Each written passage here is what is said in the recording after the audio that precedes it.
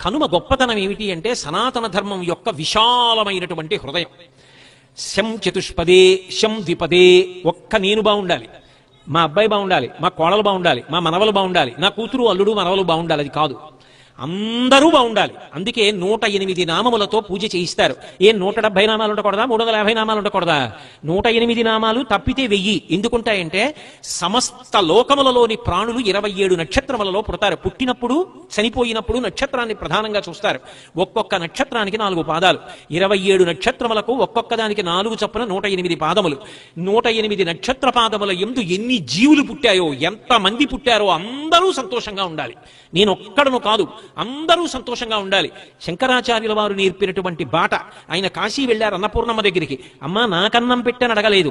శంకరాచార్యులు వారు అన్నారు, మాతాచ పార్వతీదేవి పితాదేవో మహేశ్వర బాంధవా శివభక్తాశ్చ స్వదేశో భువనత్రయం అన్నారు. అమ్మా